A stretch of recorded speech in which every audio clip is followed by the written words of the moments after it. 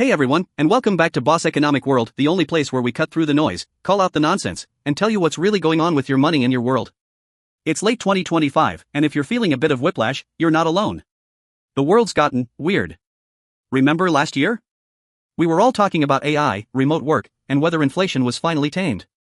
Quaint, wasn't it? Because now, the biggest story on the planet is that Donald Trump is back in the White House, and he's brought his favorite tool back with him. No, not Twitter, he's got X for that. I'm talking about his real weapon of choice, the tariff. Look at this thing. It's not a chart, it's a skyscraper. The average US tariff on imported goods has jumped from a sleepy 2% to nearly 16%. Let me put that in perspective for you. The last time America's tariff wall was this high, people were listening to jazz on the radio, driving Ford Model A's, and standing in soup lines. We're talking the 1930s. The era of the Smoot-Hawley Act, a policy so famously catastrophic that it's the villain in every Econ 101 textbook. And now, we're running the sequel. Global leaders are scrambling, supply chains are in a panic, and the global trade system we've known for 40 years? It's on life support. Today, we're going to break down this new, chaotic world. Who's winning? Who's getting absolutely hammered? And most importantly, we're going to look at the three seismic shifts that could happen next and what it means for everyone, especially the smaller countries caught in the crossfire, the orphan children of globalization. So grab your coffee, which, by the way, is about to get a lot more expensive, and let's get into it. So, how did we get to a 16% average tariff? It's not one single blanket tariff. Oh no, that would be too simple. This is a complex, almost vindictive patchwork of duties. It's less of a coherent economic strategy and more like a high-stakes game of geopolitical whack-a-mole. Let's break down the Make America Great Again, but make everything else expensive plan. First, you have the base tariff. Trump has talked about a 10% universal reciprocal tariff for years. The idea is simple: if a bit brutish, whatever tariff another country charges the US, we charge them the same. It's the economic equivalent of I'm not hitting you, I'm hitting you back. But that's just the appetizer. Layered on top of that are what we call sectoral tariffs. These are targeted hits on specific industries. And then, there are punitive tariffs aimed at countries for specific grievances. And boy, are some of these hikes vertiginous. You like that stylish linen shirt from India? Boom! An extra 50% tariff. Your morning cup of single-origin Brazilian coffee? Ka-ching! Another 50% tariff. And Chinese aluminum, a foundational material for everything from cars to Coke cans? A staggering 60% additional tariff. This isn't a trade negotiation, it's a shakedown. And the countries getting slammed the hardest are the big emerging markets, Brazil, India, and of course, the main event, China. They're being hit with a triple-decker sandwich of pain: reciprocal tariffs, sectoral tariffs, and punitive tariffs all at once. But here's where it gets interesting. Not everyone is getting the same treatment.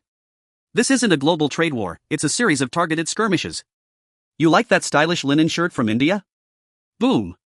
An extra 50% tariff. Your morning cup of single-origin Brazilian coffee? Ka-ching! Another 50% tariff. And Chinese aluminum, a foundational material for everything from cars to Coke cans? A staggering 60% additional tariff. This isn't a trade negotiation, it's a shakedown. And the countries getting slammed the hardest are the big emerging markets, Brazil, India, and of course, the main event, China. They're being hit with a triple-decker sandwich of pain: reciprocal tariffs, sectoral tariffs, and punitive tariffs all at once. But here's where it gets interesting. Not everyone is getting the same treatment. This isn't a global trade war, it's a series of targeted skirmishes. The land of watches, chocolate, and geopolitical neutrality is facing one of the highest tariff rates among all of America's partners, 39%. Why? It's complicated, but it involves their currency, their trade surplus, and the fact that they just don't have the political muscle to fight back. They're finding out the hard way that in a world of brawlers, being neutral and rich just makes you a target. Okay, so we have this chaotic new system. What does it actually do to the economy? This is where we fire up the big computers and run the numbers. We've used a global trade model, similar to what the WTO uses, to project the impact out to 2030. The results are not pretty. First, US imports are expected to fall by a whopping 18% by 2030. For the average American, this means less choice and higher prices at Target, Walmart, and on Amazon. The era of cheap, abundant consumer goods is officially over. And the drop in imports from China? It's a cliff dive. A nearly 70% plunge. Let that sink in. 7 out of every 10 things that America used to buy from China will, by 2030, either be made somewhere else, made in America, or not made at all. This is the decoupling everyone's been talking about, happening in real time, at warp speed.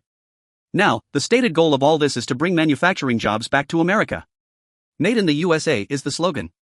But here's the great, painful irony of protectionism. By trying to wall itself off from the world, the US could end up being the biggest loser in its own trade war. Our models show a GDP hit of 0.7% by 2030. That might not sound like a lot, but 0.7% of the US economy is about $200 billion. That's the entire GDP of New Zealand, gone. Why? Because any small gains in domestic manufacturing are likely to be dwarfed by two things. 1. Higher input costs. American factories don't just build things from scratch. They import raw materials and components. That's 60% tariff on Chinese aluminum? An American company like Ford or Boeing now has to pay that, making their cars and planes more expensive and less competitive globally. 2. Losses in services. The US is a services superpower. We export finance, software, entertainment, and intellectual property. But trade wars aren't just about goods.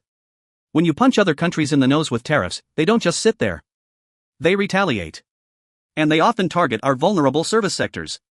Meanwhile, what about China? The country that's supposedly the primary target? With a 70% drop in exports to its biggest customer, its economy must be a crater, right?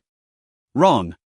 By 2030, our model shows China's GDP is down only 0.3%. How is that possible? Because China has spent the last decade preparing for this moment. They've been aggressively building up their domestic market. They're encouraging their 1.4 billion citizens to buy Chinese brands, drive Chinese cars, and use Chinese technology. They're turning inward. So, while losing the US market hurts, it's no longer the fatal blow it would have been 10 years ago. The boomerang effect is real. The US is throwing tariffs at the world, but the economic damage seems to be coming right back at us. This is where we are now, in November 2025. A messy, unpredictable trade landscape. But the dice are still rolling. Trump relishes using tariffs as an all-purpose foreign policy tool for everything from fentanyl trafficking to NATO spending. The game is far from over. So let's explore 3 possible futures. 3 seismic shifts that could define the next decade. Scenario 1, the détente with China. In this scenario, Washington and Beijing decide to pull back from the brink. Let's say the US drops one of the most punitive tariffs, the 20% duty linked to fentanyl, but keeps the sectoral tariffs and the base 10% reciprocal rate. The outcome, the world breathes a sigh of relief. For the US, the GDP hit is reduced from 0.7% to a more manageable 0.5%. For China, it's a huge win. They're still facing tariffs, but the bleeding stops. They'd only lose about 10% of their exports to the US, a far cry from the cataclysmic 70% drop in the current status quo. This is the let's agree to disagree scenario. A cold peace. Scenario 2, the Avengers assemble alliance against China. Now for the opposite. In this future, the world unites with the US against China. The trigger? Chinese overcapacity. Let me explain overcapacity. Beijing's industrial policy is on overdrive. They are churning out electric vehicles, solar panels, and batteries at a scale the world has never seen. The problem is, their own domestic market can't absorb it all. So, they dump it onto the global market at rock-bottom prices, threatening to wipe out industries in Europe, Japan, and the US. In this scenario, the EU, Japan, and other major economies say enough is enough. They join the US in imposing massive tariffs on Chinese goods. China, encircled, retaliates against everyone. The outcome, this is the nightmare scenario for Beijing. Our models show a devastating 4% hit to China's GDP by 2030. To put that in perspective, that's like wiping out the entire economy of Australia from China's balance sheet. It would be a staggering blow, potentially leading to social and political instability. And the US? It does just fine. The GDP drag remains a modest 0.5%. For Washington, this is the geopolitical grand prize, containing China's economic rise without taking much damage at home. Scenario 3, Fortress North America. This is the isolationist dream. The US says, forget the world.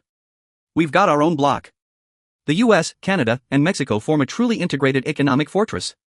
They drop all tariffs on each other but raise them even higher against everyone else. The drawbridge is pulled up. The outcome, this is where you get the big, surprising twist. You'd think this would be great for Canada and Mexico, right? Tariff-free access to the giant US market. Wrong again. In this scenario, Canada and Mexico emerge as the biggest losers, with their GDPs falling by about 1% by 2030. Why? Because by locking themselves into Fortress North America, they get cut off from the rest of the world. Their supply chains get wrecked, their exports to Asia and Europe get hit with retaliatory tariffs, and they become completely, utterly dependent on the whims of the US economy. It's like being invited to an exclusive party, but the price of admission is you can never leave the building or talk to anyone outside.